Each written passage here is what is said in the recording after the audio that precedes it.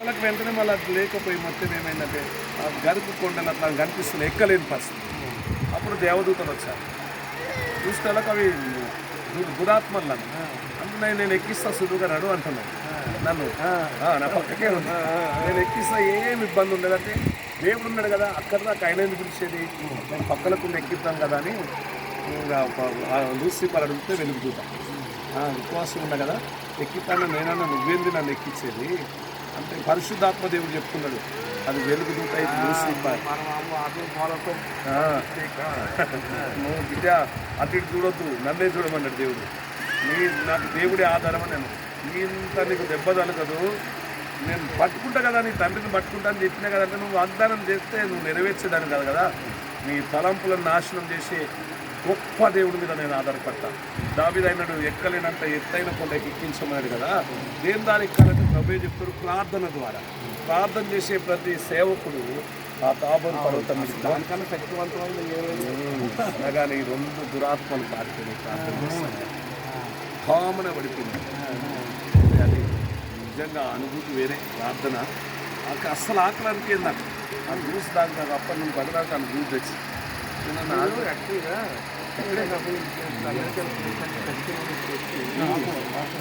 ఉంది. అదే 2 months తెచ్చిన చెప్పా, తెల్లోళ్ళే వాళ్ళంతా. జెక్సీ జాక్సన్ ఆయన వచ్చాడు, ఆయన నడవలేడు 10 అడుగులు. నేను చెప్పా, మీకు ఏదున్నా ఒక ప్రార్థన లేకుండా వస్తుందా అని చెప్పా. నీ డంబాలన్నీ పోతాయి, నీ అంత డంబమే అన్నీ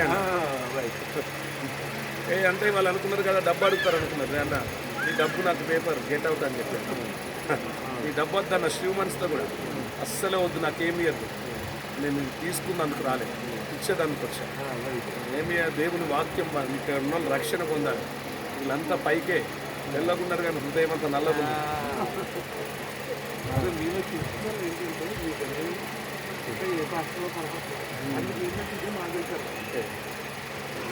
ఏంటంటే భారం కలిగి ప్రార్థించేస్తారు, దేవుడు ఏంటో అన్ని సమకూర్చాడు. ఆకాశము భూలోకం అంతా దేవుడు మనకి ఇచ్చిన సొత్తు, మనకు అవసరం కూడా అదంతా అదే సొత్తు కదా, ఈ ఆత్మల సొత్తు అంతా మనదే. భూదిగంతంలో సొత్తు అన్నది దేవుడు. అంటే ఇప్పుడు వెండి బంగారాలు కాదు, ఈ ఆత్మలే. అసలు అది ఆ ప్రసవ వేదన పడాలంటే సేవకుడు పడేది. నేను పాస్టర్తో ఈ ప్రసవ వేదన లేదంటే అలా తీసేసి అంటే ముందు సంఘం 20,000 మంది వచ్చినప్పుడల్లా 6-7 మంది వస్తారు. ప్రసవ వేదన లేదా విధానం ఏడ్చి నాకు డ్రైవింగ్ అయినా చేసింది, హెలికాప్టర్లు ఉన్నాయి కానీ ఇబ్బంది. నేను దాని కొరకు ఆత్మలను సంపాదించాను. 30 సంవత్సరాలు కేరళ వెళ్ళాను చదవడానికి. ఆ కేరళ భాష రాక వాళ్ళ ఆత్మల భారంతో అది నాకు డబ్బులు లేకపోతే ఎక్కడ కుండీలో బాటిల్స్ అవి కడిగి అన్నీ హార్డ్బోర్డ్ చదివిందంటే మరి ఇప్పుడు కూడా అట్లా ఉన్నాయి. అదే ఉండాలి నాకు, అదే నిజమైన లైఫ్. నేను చెప్తున్నా కదా, ఇప్పుడు అంతా ఆర్భాటం లేదు అసలు. నేను చెప్తున్న కాళ్ళకు చెప్పులు లేవు. సేవకు వచ్చినప్పుడు ఆకులు కట్టుకుని మోతుకు చెట్ల ఆకులు కట్టుకుంటే నడుతుంటే అవి ఊసిపోయి కుప్పులై ఇంత గవ్వలు బావాలి పగిలి నీరు కాస్తాడే సైతాన్ కానీ ఈ దేవుడు నడిపిన మార్గం మీద అంటే ఇదే ఇరుకు మార్గం. అంటే సైతాన్ చెట్టుకి ఇక్కడంతా ఎలుగు పనులే, అడివి ఇదంతా.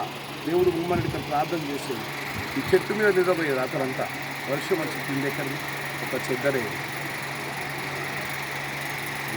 ఒకటే చెద్దరు, ఒక బైబిల్ మాస్, ఒక 2 టవల్స్, ఒక డ్రెస్, ఇట్లా లక్షరీలో ఏంటంటే ప్రభు ప్రేమించాడు ఆయన. దాంట్లో నేను ఎంత ఇల్లు కూడా పంచాను, నేనేం పర్లేదు శ్రమ. అవును, ఆయన ఇంత ఇంతే కూడా పర్లేదు. కొద్దిగా అక్కడ ఇంతకుముందు నేను అక్కడ ఉండే బాబు కూర్చుంటే భయంకరమైన శ్రమ. అక్కడ ఉండేది అప్పుడు అక్కడ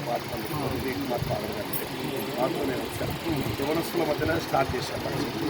తర్వాత నాకు ఒక 30 లక్షల మంది వస్తున్నారు. అలా బాప్తిసం ప్రార్థన చేసేది కనిపిస్తుంది. ప్రార్థన చేస్తుంది ఒక్క ఆమెకి ఇంత పెద్ద గడ్డకు వచ్చింది. ప్రభు ఆమెను బాగా వచ్చాను. ఎట్లా ఎన్నో బాంబులు చేశారు, నాకు తుపాకీ కిడ్నాప్ చేశారు, వాళ్ళని కొంటున్నారు. ప్రభు అన్నిటిని రక్షించినట్టు ఉన్నాయి.